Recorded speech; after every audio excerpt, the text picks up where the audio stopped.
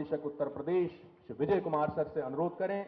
अन्य गणमान्य अतिथियों से भी अनुरोध है, उप मुख्यमंत्री उत्तर प्रदेश और मुख्य सचिव उत्तर प्रदेश, महापौर आदरणीय मैडम से कि कृपया आप सब मंच पर पधार कर दीप प्रज्वलन और भगवान श्री कृष्ण के चित्र पर माल्यार्पण कर रहे हैं। माननीय मुख्यमंत्री जरा तालियों के साथ अभिनंदन कीजिए। कृष्णम वंदे जगद्गुरुम। और बारी है दीप प्रज्वलन की। दीप ज्योतिर्परब्रह्म दीप ज्योतिर्जनार्दना दीपो हरतु मे पापम सांध्य दीप नमोस्तुते। शुभम करोतु कल्याणम आरोग्यम सुख संपदाम वयम बुद्धि प्रकाशम च दीप ज्योतिर्नमोस्तुते। बहुत ही सुंदर अवसर, दीप प्रज्वलन की रस्म। जरा तालियों में कोई कमी मत रखिए, ये अवसर फिर नहीं आएगा। 5250वां भगवान श्री कृष्ण का ये, योगेश्वर श्री कृष्ण का ये जन्म का कार्यक्रम, बहुत ही सुंदर अवसर।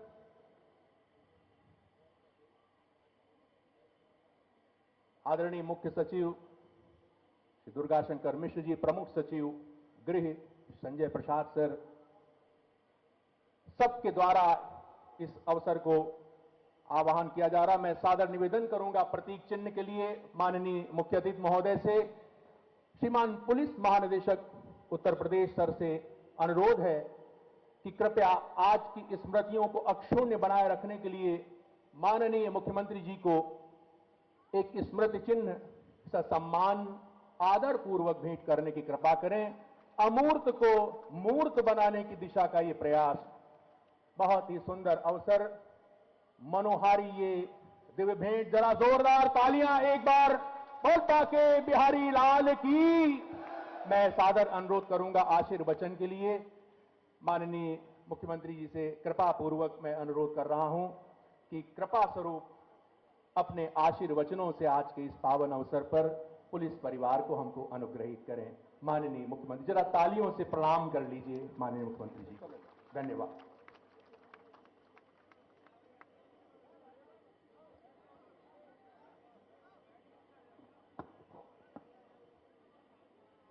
जन्माष्टमी के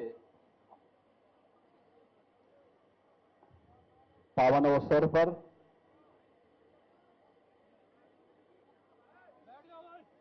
आज के इस कार्यक्रम में उपस्थित प्रदेश के सरकार में मंत्रिमंडल के मेरे वरिष्ठ सहयोगी, उप मुख्यमंत्री श्री ब्रजेश पाठक जी, प्रदेश सरकार के परिवहन मंत्री श्री दयाशंकर सिंह जी, महापौर लखनऊ श्रीमती सुषमा खड़कवाल जी, मुख्य सचिव श्री दुर्गाशंकर मिश्र जी, पुलिस महानिदेशक श्री विजय कुमार जी, प्रमुख सचिव गृह श्री संजय प्रसाद जी, विशेष पुलिस महानिदेशक कानून व्यवस्था श्री प्रशांत कुमार जी, पुलिस आयुक्त लखनऊ श्री एसबी रोडकर जी, प्रशासन और पुलिस के सभी हमारे वरिष्ठ अधिकारीगण, लखनऊ के सभी उपस्थित महानुभाव, सुधीजन और पुलिस परिवार से जुड़े हुए सभी उपस्थित भाइयों बहनों, आप सबको श्री कृष्ण जन्माष्टमी की हृदय से बधाई। हम सब जानते हैं कि आज से 5250 वर्ष पूर्व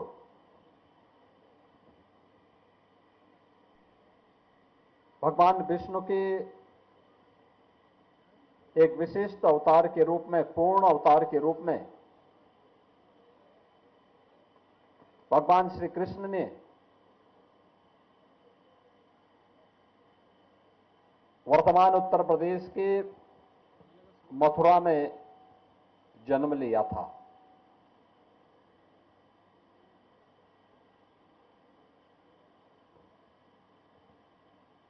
उनका जन्म धर्म, सत्य और न्याय की स्थापना के लिए था। 5000 वर्षों से लगातार भगवान श्री कृष्ण की वह आदर्श प्रेरणा पूरे देश के अंदर और दुनिया के अंदर संपूर्ण मानवता के कल्याण का मार्ग प्रशस्त कर रही है। जब भी भारत के अंदर कहीं अत्याचार, अन्याय हुआ, कहीं कोई अराजकता फैली,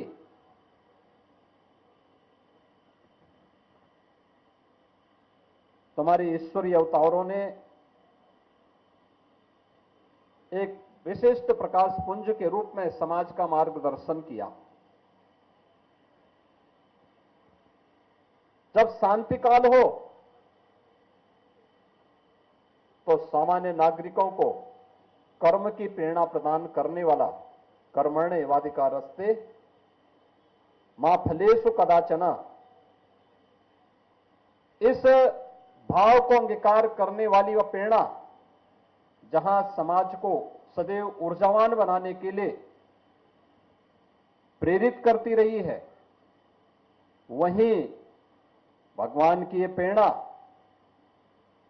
जब समाज संकट में हो,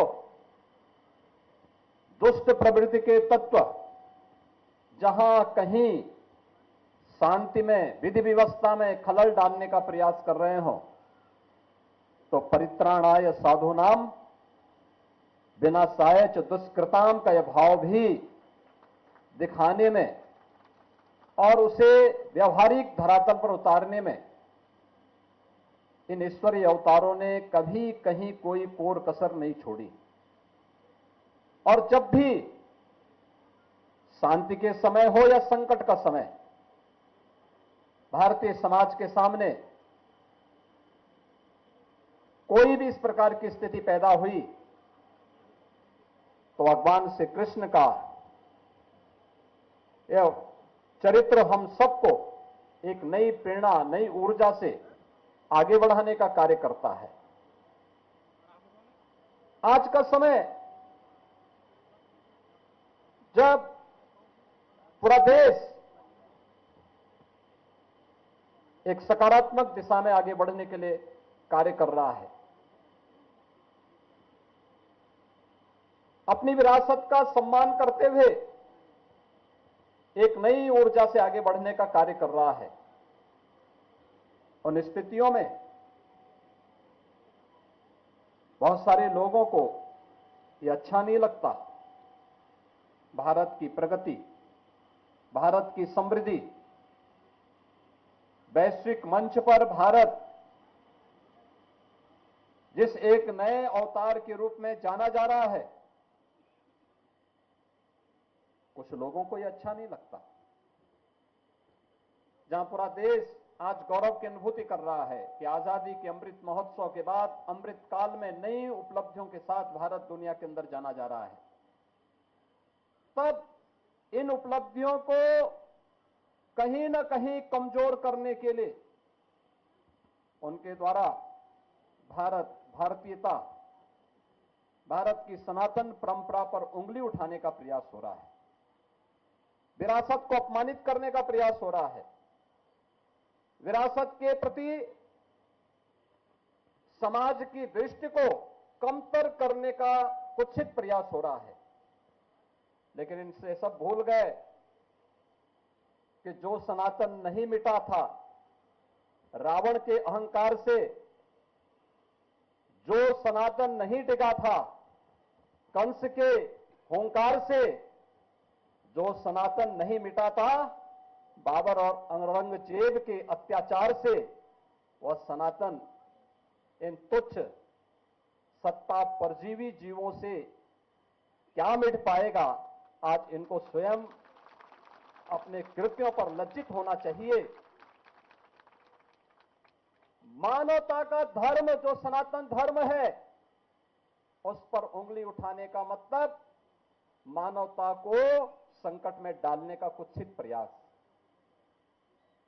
याद करिए, दुनिया की कौन सा ऐसा मत, मजहब और संप्रदाय है जिसको उसके संकट के समय पलक पावड़े बिछा करके उसके स्वागत के लिए सनातन धर्मावलंबियों ने उनकी सुरक्षा और उनके संरक्षण का कार्य न किया हो।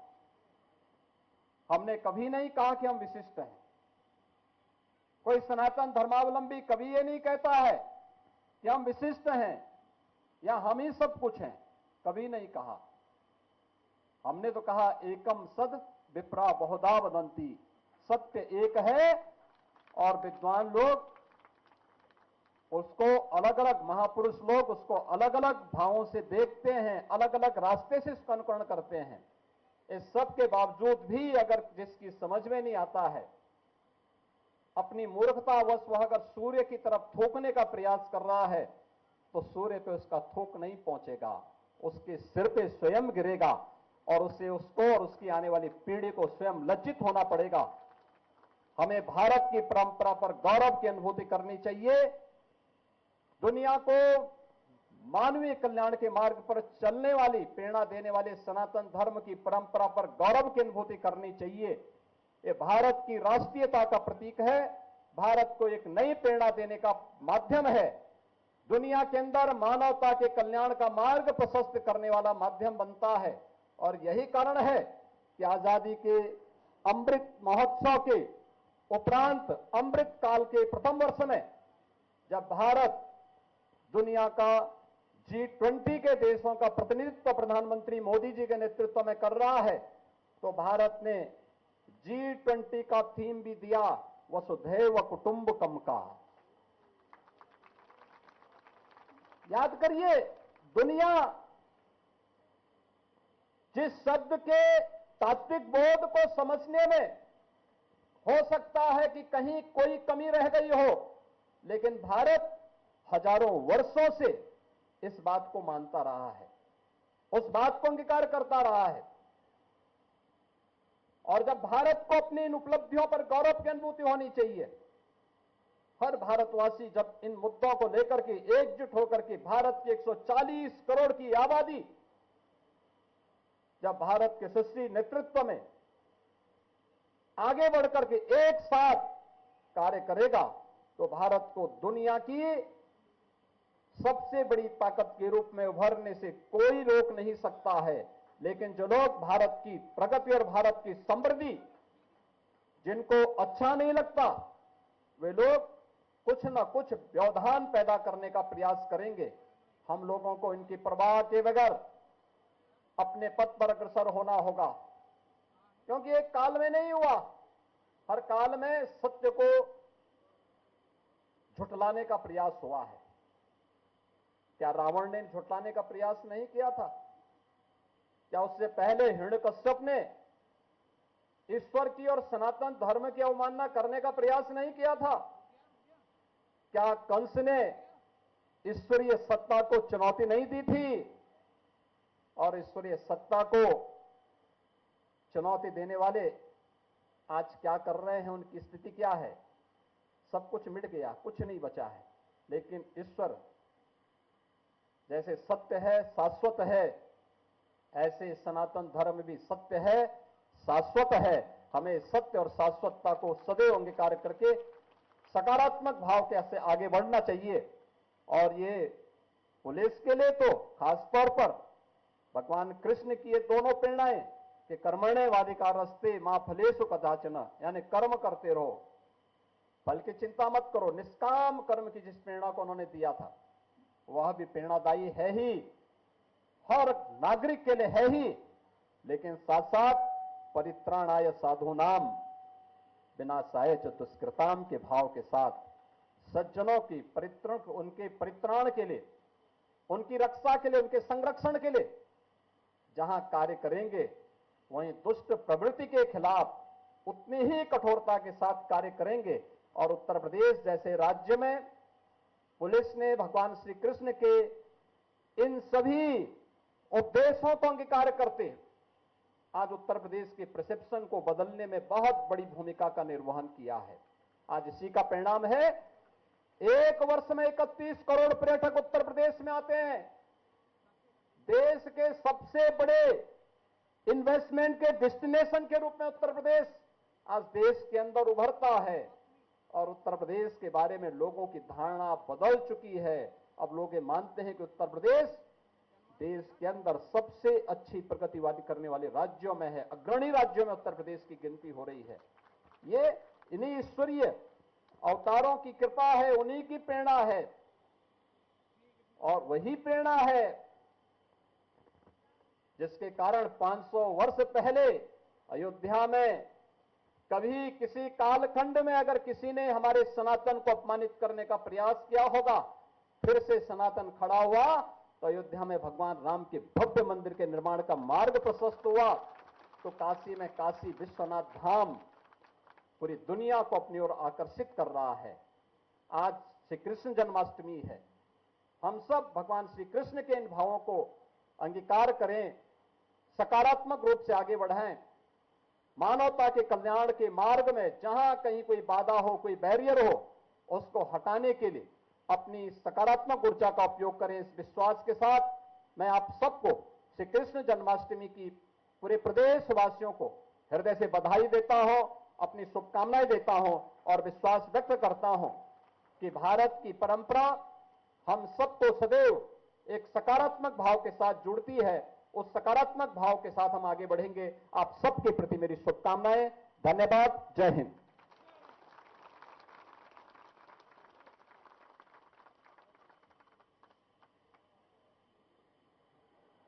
माननीय,